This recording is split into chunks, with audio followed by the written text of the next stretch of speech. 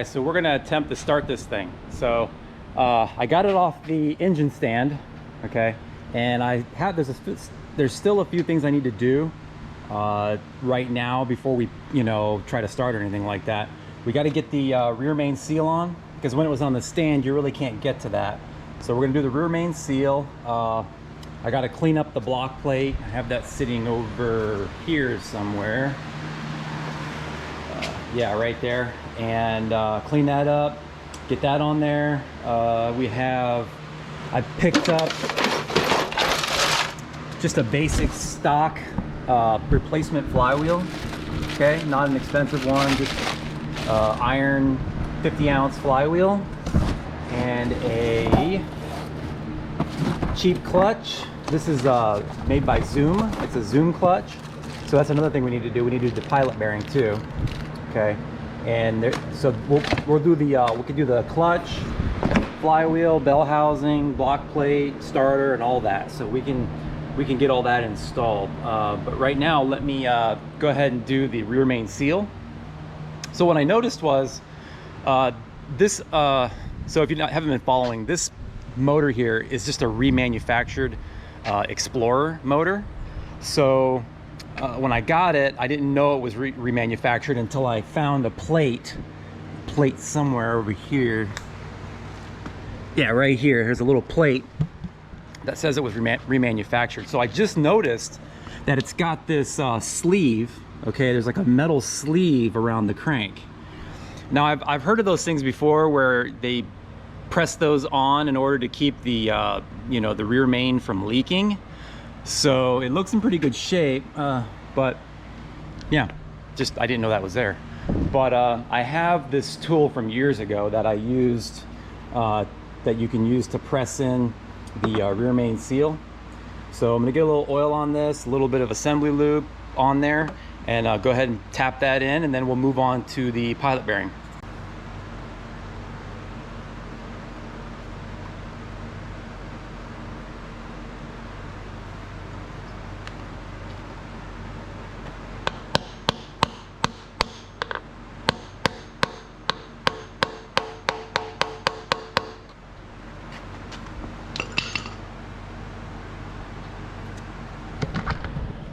All right, so that works perfect. It presses it right in nice and even with this thing.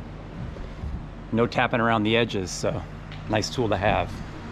Okay, so next is this pilot bearing. So I'm just gonna use like a socket, find the right size socket that fits, the diameter of that, and then use that to tap it in. So found one here that should work.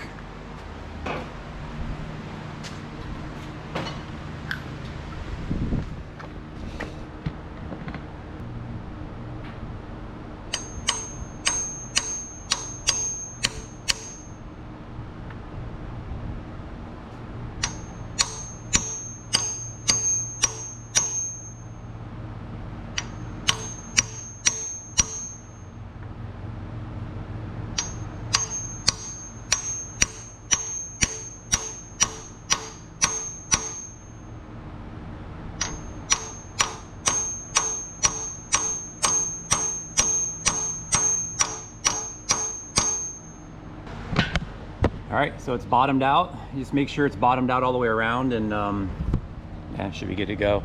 So let me go ahead and get this block plate cleaned up. That's the next thing. A lot of people always forget those. You always see on people posting pictures online of, I don't know why my starter's not aligning, and then they show the motor without the plate installed. So let me get that cleaned up, and then we'll start putting that on in the bell housing. Alrighty, so most of you know the flywheel can only go on one way, so you just find the right alignment, make sure this is clean. Just kind of spin it until it lines up. Right there.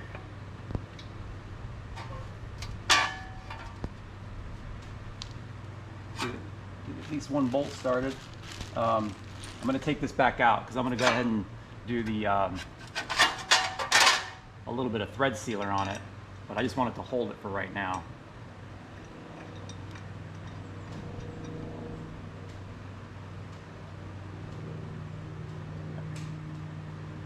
So thread sealer on all these, because on stock cranks, the holes go all the way through to the oil pan. So you definitely want to put some thread sealant on there, otherwise it'll leak. So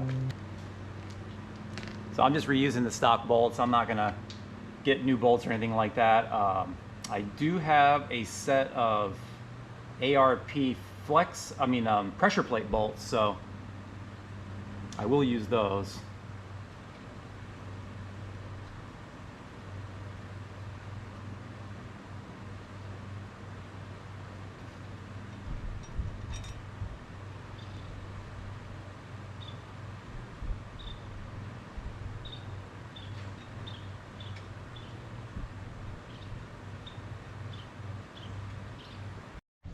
Okay, so you tighten these to between 70 and 90 foot-pounds, so we'll go to 80. And what I like to do is I get this little like bracket. It's made for holding things down on a milling machine. I don't use them, so they work really good as a stop. You just run a bolt through it and angle it towards the direction where the flywheel will be turning when you're torquing this. So when you torque it this way, this will stop the flywheel, so your flywheel's not spinning around. I've always done that, and always comes in handy. So these are, like I said, between 70 and 90, so we'll do 80 foot-pounds. Whatever you do, do not impact these.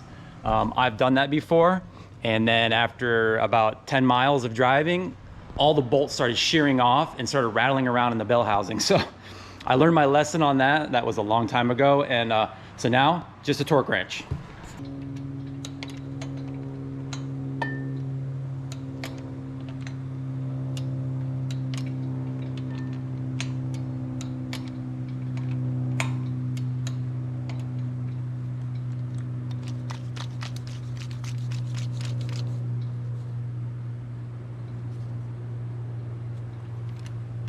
I'm gonna do this in 3 steps. You don't have to do that. I mean, I'm just doing it out of precaution. Kind of crisscross a little bit.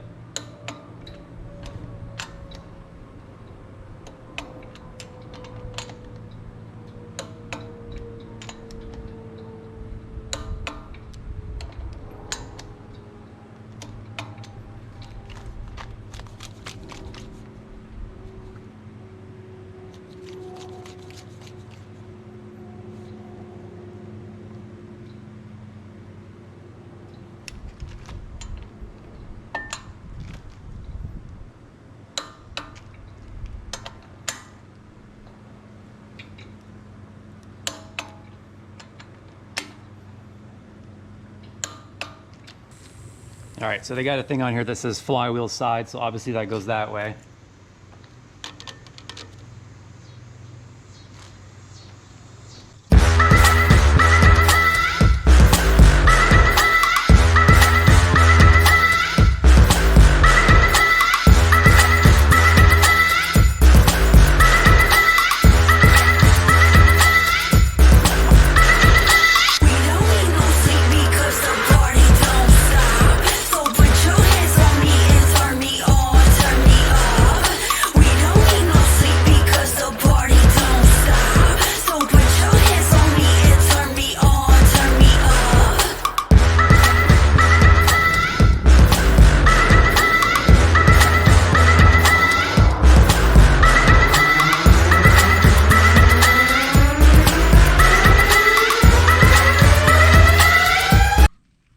Okay guys, so I have it wired the way I think it should be wired, kind of rigged up with a battery.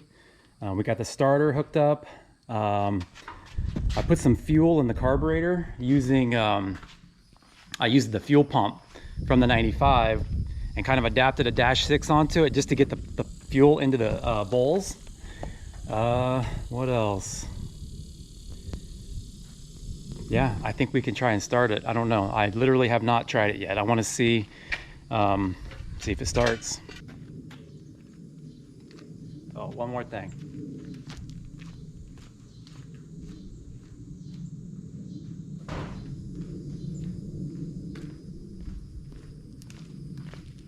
You never know.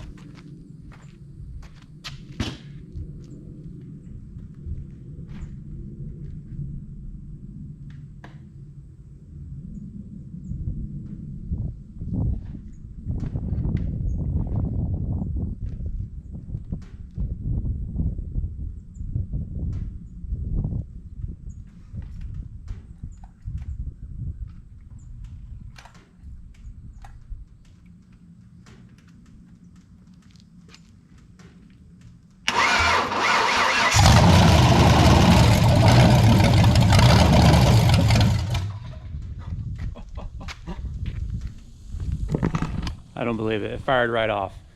So, let me disconnect this here.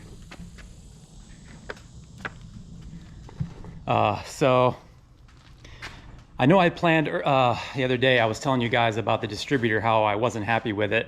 But when I got the new one, the Pro Comp distributor, the shaft didn't fit into the oil pump shaft didn't fit into the end of the distributor. So I went ahead and just put this one in there and got some a kit, a Taylor wire kit, you know, like a do-it-yourself one, and just made custom wires because I couldn't find any 90-degree boots to fit. So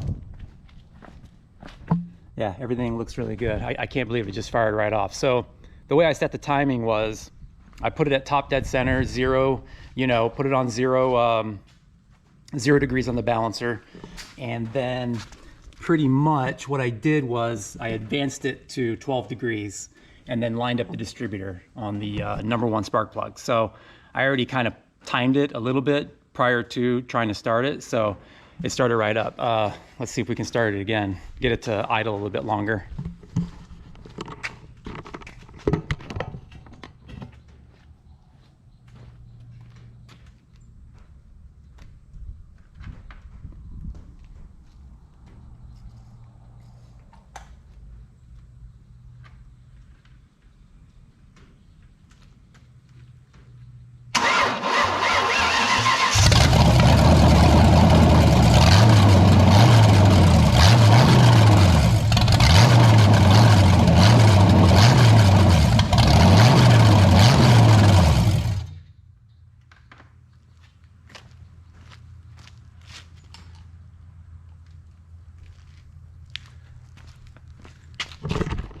Well, there you have it.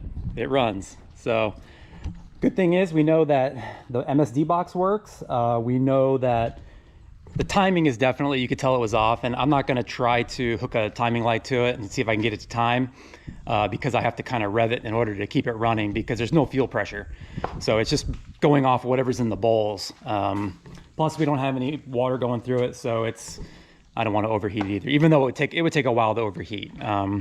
What I didn't show you guys the other day was I went ahead and primed the oil system too. I got a new fuel pressure, or oil pressure gauge rather, and went ahead and spun the other distributor I have and got oil pressure. I got it up to like 60 psi for about 30 seconds. So it's really well primed with all that. So, but yeah, I mean,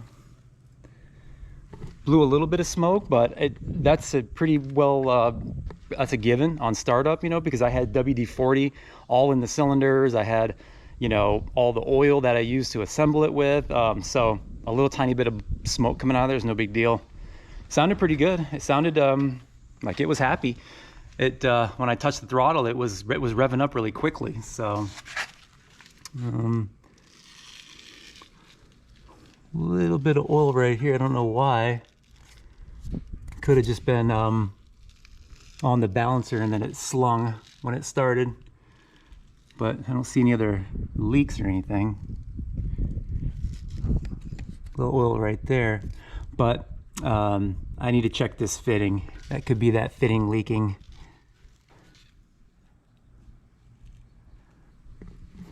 All right, so we have a running motor.